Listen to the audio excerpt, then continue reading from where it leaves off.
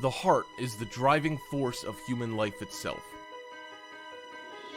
It skips a beat when we're inspired. It helps us individually get to our destinations. It represents the love center. It can inspire us to great heights. Yet, for something deeply embedded into the thing we call life, we find our purpose, our very meaning, and then we go on to share it with the rest of the world. We're expanding what's possible to support the growth and enhancement of a better future. We want to help you look outside of what you know and towards a bright future. Our gift is the formula for getting your business noticed and to help you get ahead of the game.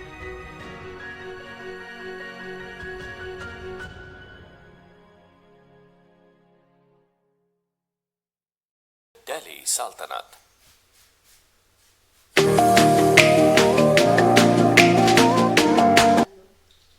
Introduction. Of downfall of the Delhi Sultanate.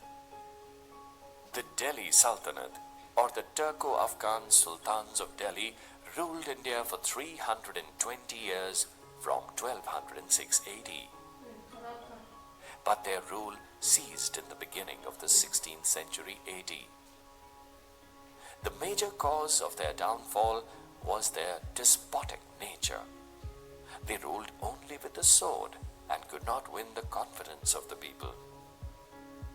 Most of the sultans were intolerant towards Hindus. They destroyed the temples. Moreover, Hindus were forced to pay jizya, a religious tax for the practice of their religion. One major setback was that most of the sultans were pleasure-loving and weak rulers. The nobles were opportunists. They themselves tried to become sultans whenever they got the opportunity. Besides, their army was also unorganized and indisciplined. Mostly the sultans depended upon the army of their loyal nobles, who were actually not dependable. The vastness of the empire and lack of proper and faster means of communication was also the reason to make it difficult to control. There was no definite system of succession. Only sword could decide the succession. Thus there were continuous wars and intrigues for the throne, which made the empire weak. The Mongols also made the Delhi Sultanate weak by their continuous invasions. Timur plundered the people of Delhi and its temples. Babur ended the Sultanate in Delhi by defeating Ibrahim Lodi in the first battle of Panipat in 1526 AD. Causes under Delhi Sultan. The Sultan was considered as the head of the Delhi Sultanate. His word was regarded as the law. He was also the chief executive, the highest judicial authority, and the commander-in-chief of the army. He considered himself a part of the Islamic world. He was advised by the chief Ghazi. The officials maintained all records and they also controlled revenue. The Wazir was the main figure in the administration. He was also the head of the revenue department. There were 3 types of taxes: on the cultivation called kharaj, and amounting to about 50% of the peasants' produce, on cattle and on houses. The bakshi was the paymaster of the army. The Ghazi was the chief judge who used to give advice to the Sultan on religious issues. Several other officers acted as the administrative heads of various departments. Justice was based on the holy laws in the case of Muslims. But in the case of Hindus, the Sultan did not interfere in the traditional laws. Hindus were allowed to settle their cases in their own panchayat. The whole empire was divided into a number of provinces. The provinces were divided into shiks. The shiks were divided into parganas or group of villages. Cities were divided into sectors. Each city was under the charge of two officials who were responsible to the chief city administrator. The village was the smallest unit of the administration. The Patwari and the Mushrif, or the accountant, were the chief village officials. Villages were left undisturbed to manage their own affairs independently. The Muqaddam, or the headman, was the head of the village administration. To maintain the army, Ikta system was adopted. Military commanders were appointed as governors and granted a piece of land. The system to grant a piece of land to a military officer and allow him to keep a portion of the revenue collection from it, instead of giving cash salary, was called the Ikta system. The country was divided into Iktas, that is, tracts of territories. Example, a village or more. These Iktas were handed over to military officers called Iktadars. Every Iktadar was to provide troops to the king. They were to maintain law and order in the Ikta and also to collect revenue from it. All expenditure of this work, including maintenance of soldiers, was to be met out of this revenue. A certain percentage was allowed to the Iktadar for the personal expenditure. The balance was sent to the Sultan as the revenue collected from the Ikta. This sum was fixed and was to be sent annually. The Iktadar had to keep a detailed account of the income and expenditure of the Ikta under his charge. In Delhi Sultanate.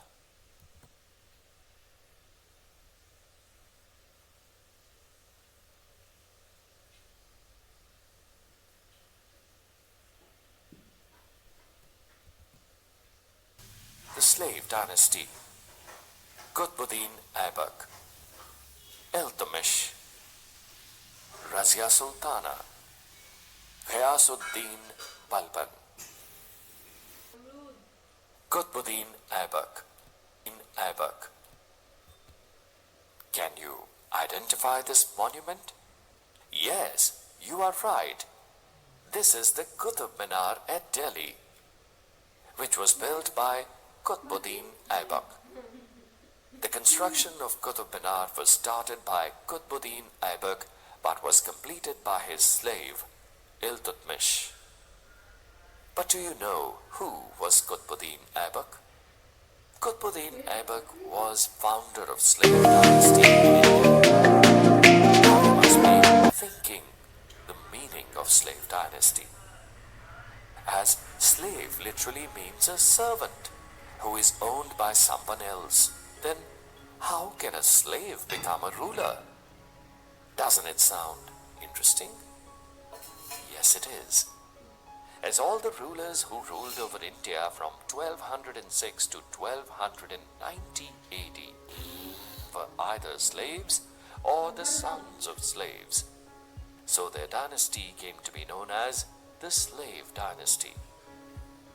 The story began with the first slave ruler, Qutbuddin Aibak, who was a slave of Muhammad Ghori.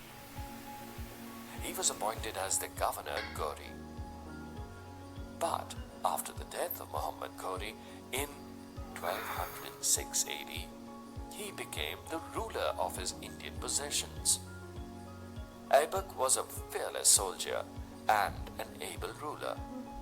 So first of all, he set the newly created Islamic State in order and suppressed the revolts.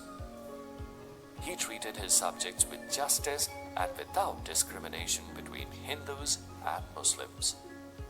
Aibak was a pious Muslim. He constructed two mosques, one at Delhi called Quwwatul Islam and the other in Ajmer called Dhai Din Ka Jhopda. He also started construction of the Qutb Minar. which was later on completed by Iltutmish, who was his slave and successor. But in 1210 AD, he met a sudden end at Lahore as a result of a fall from a horse while playing polo. He was buried at Lahore.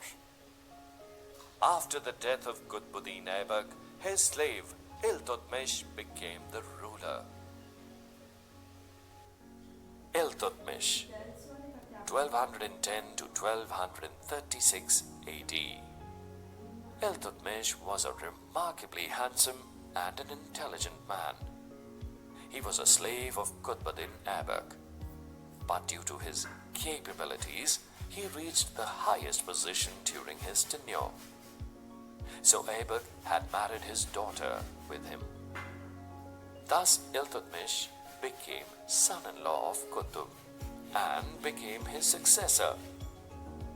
But ascendancy to the throne was not an easy task. He ascended to the throne in 1210 AD after defeating the son of Qutb. Since Iltutmish was a slave and had now hereditary claim over the throne, his position was challenged from all quarters. So he was surrounded by enemies from all sides. The high Turkish nobles did not accept the rule of a slave. The other generals of Muhammad Ghori also challenged his authority. The defeated Rajputs also tried to free themselves from the Muslim state. But Iltutmish was a very wise ruler. So first of all, he satisfied the high Turkish nobles by parceling out territories among them. Then he defeated Rajput rulers of Ranthambore and Ujjain. He also crushed the power of his rivals and brought Bihar and Bengal under his control. He extended his Turkish empire up to the banks of the river Narmada. He was a great ruler. He was a savior of the Muslim empire in India due to his skillful and diplomatic nature. By his diplomacy and intelligence, Iltutmish stopped Genghis Khan from entering into Indian subcontinent. Iltutmish was basically a religious-minded person. He built up mosques at Badon and a fire tomb in red sandstone at Delhi. He also completed the Qutb Minar in Delhi. He found his daughter Razia Sultan more competent and nominated her as his successor, who has been the first and only Muslim ruler of India. Iltutmish died in 1236 AD. Razia Sultana. Iltutmish died in 1236 AD. Before his death, he nominated his daughter Razia Sultana as his successor to the throne, because according to him, none of his sons was capable of the throne. But his nobles did not like the idea, so they allowed his son Ruknuddin Feroz to succeed him on the throne of Delhi. But he proved completely inefficient and unworthy. So the nobles decided to choose Razia as their leader. Her task was not easy at that time because there was chaos and disorder in the country. But she set everything in order with her skill and intelligence.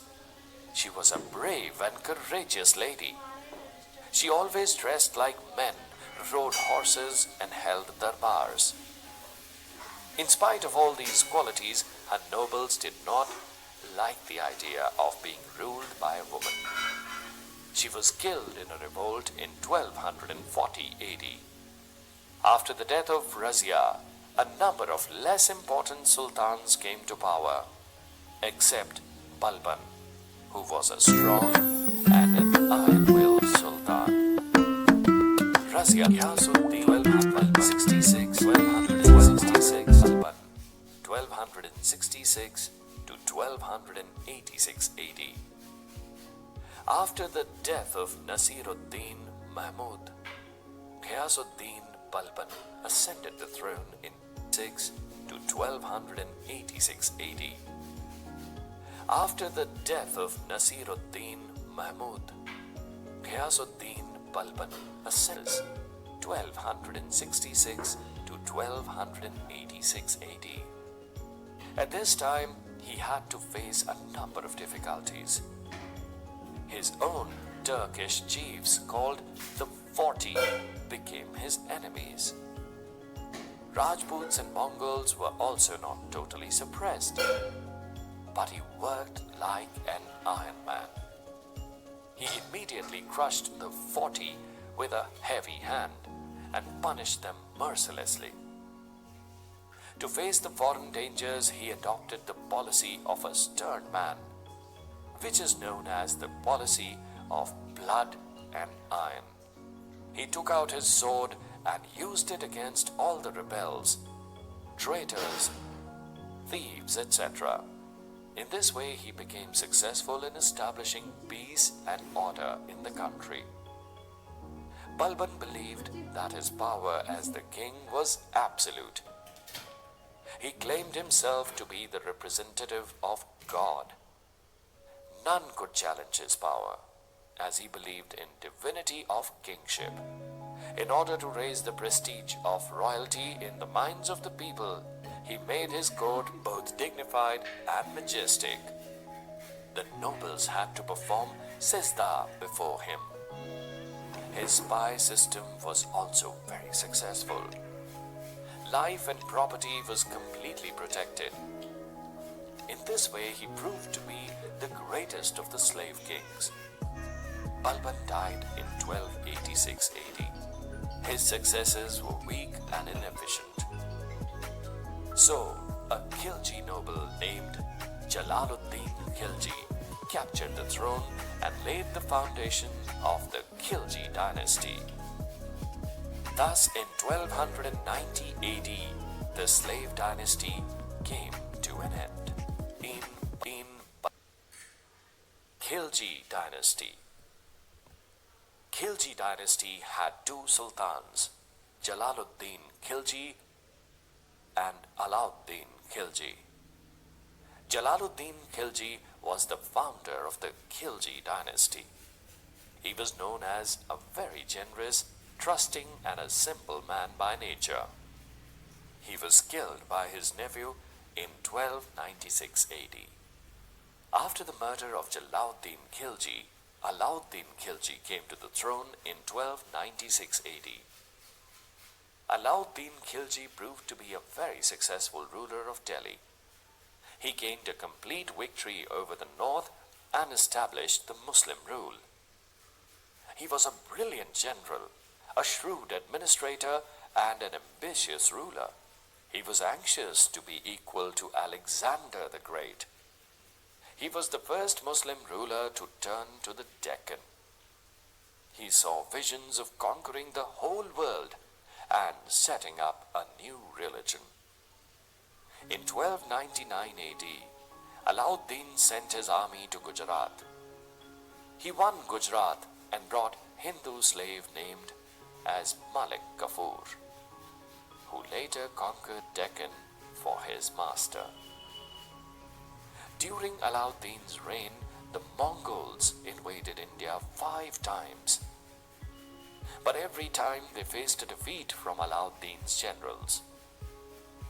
He had made strong arrangements to check the Mongols. Firstly, he got all the forts along the routes of attack repaired and reinforced. Secondly, he paid special attention towards the organization, training, and discipline of his army. He also punished those Mongols who settled near Delhi at the time of Jalaluddin Khilji. Amir Khusro was a renowned poet of his court. Alauddin was also a great builder. To commemorate his Deccan conquests, he built the famous Alai Darwaza near Qutub Minar. He also built the new town of Siri near Delhi and got constructed Hauz Khas, a royal tank. Alauddin died in 1316 AD, and with his death, the Khilji dynasty fell and was replaced by a new dynasty of the Tughlaqs. Khilji dynasty. Khilji dynasty had two sultans, Jalaluddin Khilji and Alauddin Khilji. Jalaluddin Khilji was the founder of the Khilji dynasty. He was known as a very generous, trusting, and a simple man by nature. He was killed by his nephew in 1296 AD. After the murder of Jalaluddin Khilji, Alauddin Khilji came to the throne in 1296 AD. Alauddin Khilji proved to be a very successful ruler of Delhi. He gained a complete victory over the north and established the Muslim rule. He was a brilliant general, a shrewd administrator, and an ambitious ruler. He was anxious to be equal to Alexander the Great. He was the first Muslim ruler to turn to the Deccan. He saw visions of conquering the whole world and setting up a new religion. In 1299 AD, Alauddin sent his army to Gujarat. He won Gujarat and brought Hindu slave named as Malik Kafur, who later conquered Deccan for his master. During Alauddin's reign, the Mongols invaded India 5 times. But every time they faced a defeat from Alauddin's generals. Administration of Alauddin Khilji. On his accession to the throne, Alauddin had to face a number of revolts by the nobles and some of his own relatives. He studied the causes of these revolts and made some reforms to root out these. For example, he took back the land and property which had been given to the nobles as a gift or religious endowments. He also checked corruption. The landholders were forbidden to levy extra taxes on the peasants. The important step he took was to set up an efficient spy system. Afraid of being overheard, no one could move about or talk freely. Severe punishments were given to disloyalty. In this way, the nobles as well as the common man found it difficult to revolt against him. Alauddin Khilji was an ambitious and a powerful ruler. His ambitious conquests required a standing and strong army. To maintain the army, he undertook various reforms. Alauddin geared up his revenue system. He refixed the land revenue for all the lands. In Doab, the land was very fertile between Ganga and the Yamuna rivers. So he raised the land revenue to 1/2 of the total produce. The revenue records were kept up to date and dues were strictly released. The revenue officers were properly paid so that they could not take any bribe from the peasants. He took various steps to control the prices. He exercised supervision over the market. He fixed prices of all the commodities from top to bottom. Market officers were appointed to keep a check on the prices. The defaulters were heavily punished. Land revenue was fixed and the grain was stored in government granaries. These market regulations and stability of prices were the wonders of his age. The soldiers and the civil population were greatly benefited from these measures due to the low prices of the essential goods. Administration of Alauddin Khilji. On his accession to the throne, Alauddin had to face a number of revolts by the nobles and some of his own relatives. He studied the causes of these revolts and made some reforms to root out these. For example, he took back the land and property which had been given to the nobles as a gift or religious endowments. He also checked corruption. The landholders were forbidden to levy extra taxes on the peasants. The important step he took was to set up an efficient spy system. Afraid of being overheard, no one could move about or talk freely. Severe punishments were given to dynasty. Ghiyasuddin Tughlaq, 1320 to 1325 AD. Muhammad bin Tughlaq, 1325 to 1351 AD. Feroz Shah Tughlaq, 1352 to 1388 AD. 1325 AD. Ghiyasuddin Tughlaq was the founder of the Tughlaq dynasty. He was a competent ruler. He followed a vigorous foreign policy. He reformed judiciary and police departments. He reduced the land revenue to 1/10 of the produce. He also constructed dams and laid canals for irrigation. He built forts for the protection of the people. He also built a new city named Tughlaqabad near Delhi. He also conquered Warangal and a great portion of Bengal. After his death, Juna Khan, his son, ascended the throne under the title of Muhammad bin Tughlaq. 1325 to 1351 AD. Muhammad bin Tughlaq was a scholar of mathematics, philosophy, astronomy, logic, medicine, and physical science. He was a great poet and a great orator also. But all his qualities failed in his practical life. He was a strange man. He was liberal in religious outlook, yet his ideas were not rational. Muhammad bin Tughlaq's reign is known for many ambitious schemes. These schemes failed because of his poor judgment and impatient nature. These brought ruin to the empire. That is why some historians call him half mad. But modern historians in general feel that he was a wise man and most of his ideas were sensible and rational, though unconventional. He tried to provide unique solutions to his problems, but these preceded his times and failed to win the confidence of the people.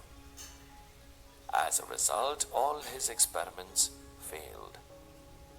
In order to get more money for his military expeditions, Muhammad bin Tughlaq increased the land revenue in the fertile area of Doab to half of the produce. But due to failure of rain, the peasants were not in a position to pay such a heavy tax. There also broke a famine due to the failure of rain, but he refused to waive off the tax. Another experiment he did was transferring his capital. Muhammad bin Tughlaq decided to shift his capital from Delhi to Devgiri in the south, and he had named it as Dawlatabad. It was supposed to be nearer to the center of the country. His plan was good, but he did not foresee the invasions of the Mongols on Delhi. He could not control the rapid invasions of Mongols on Delhi. So just after 1 year, he decided to shift his capital back to Delhi. The southern kingdom saw this as a sign of weakness on the part of the Sultan. Soon after this, two independent kingdoms arose in the Deccan, the Bahmani and the Vijayanagar kingdoms, and the Sultanate now had no control over Deccan. Failure of all these plans caused a heavy loss to the treasury. Hence, he was badly in need of money. For this purpose, he issued the copper coins, which had the same value as those of gold or silver ones. Like other plans, this plan also failed. People started minting copper coins in their homes. Due to this, the Sultan lost control over the economy. The final blow to the Sultan was given by Mongols who reached the gates of Delhi in 1328. Unfortunately for Muhammad, most of his policies tended to go wrong, and he gradually lost support not only of the nobles and the ulemas, but also of the common people. The ulemas were the scholars of Islamic learning who were generally orthodox in their outlook. Firoz Shah Tughlaq, 1352 to 1388 AD. Muhammad bin Tughlaq had no son, so he was succeeded by his cousin Firoz Shah Tughlaq. Firoz was a pious Muslim. He tried to restore law and order in the kingdom. He ruled according to Islamic laws. Firoz Shah Tughlaq was a great builder. He got repaired and dug a number of canals from the Satluj and the Yamuna rivers. These irrigated the nearby lands. He set up hospitals for free treatment and built rest houses. He also opened a separate department for charity. He got as many as 120 gardens planted in Delhi. He built more than 100 sarais for the convenience of the travelers and merchants. He built many towns such as Firozpur in Punjab, Jaunpur and Firozabad in UP, Hisar in Haryana, and Fatehabad. He was also a patron of learning and education. He issued liberal grants for the promotion of education and built 50 madrasas, schools. Besides these good efforts, he also had a dark side of his administration. Firoz Shah was a Muslim bigot, so he imposed jizya, or non-Muslims, Hindus, for the first time. He also pulled down many Hindu temples and constructed mosques at these sites. The nobles also started drinking publicly. He revived the Jagirdari system, so he had to depend again on Jagirdars for his military adventures. This made the Sultan weak. As a result, revolts by Jagirdars started in the country. He also maintained a large number of slaves, 180,000. It was also a great burden on the empire, as a result of which the empire became economically weak. His successors were very weak. By the end of the 14th century, only Punjab and Delhi were left in the hands of the Tughlaqs. In 1398 AD, Amir Timur, or Tamerlane, Timur the Lame, a great conqueror from Central Asia, invaded India and brought great miseries to the people. Before leaving India, Timur appointed Khizar Khan as his viceroy at Lahore, who laid the foundation of Sayyid dynasty. Sayyid dynasty, 1414 to 1451 AD. The Sayyid dynasty was founded in 1414 AD by Khizar Khan, who was appointed as the governor of Punjab by Timur. He marched towards Delhi and defeated Daulat Khan. This dynasty ruled till 1451 AD, when its last ruler, Alauddin Alam Shah, was defeated by Behlol Lodhi, the then governor of Lahore. Lodhi dynasty. In 1451 AD, Behlol Lodhi ascended the throne of Delhi and laid the foundation of Lodhi dynasty. He made attempts to consolidate the Sultanate and to curb the power of rebellious governors. After defeating the ruler of Mevati, he annexed its greater part to Delhi. He also made the Raja of Jaunpur to submit. He brought peace and order to his empire.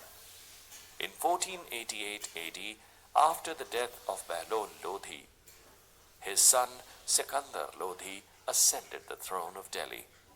After he became the ruler of Delhi in 1488, Sikandar Lodhi consolidated his power by subduing his opponents. He was a brave king, a good soldier, and an ambitious ruler. He was successful in extending the boundary of his empire as far as western Bengal. He tried to improve the economic condition of the people by price control. He made Agra his capital. The book Tarikh-i-Dodi speaks high about him. In 1517 AD, he fell ill and died, making way for his son Ibrahim Lodi. His tomb was built in Delhi. Ibrahim Lodi was the last ruler of the Delhi Sultanate. As he was harsh and cruel by nature, he lost the sympathies of his nobles and relatives. Even his own brother, Jalal Lodi, declared himself the Sultan of Jaunpur, but he was defeated. Similarly, Darya Khan became independent in Bihar. Even Alam Khan, his own uncle, went to Babur in Afghanistan and invited him to invade Delhi. Babur came and defeated Ibrahim Lodi in the first battle of Panipat in 1526 AD. Ibrahim was killed on the battlefield. Thus came the end of the Delhi Sultanate, and Babur laid the foundation of the Mughal Empire in India in 1526 AD.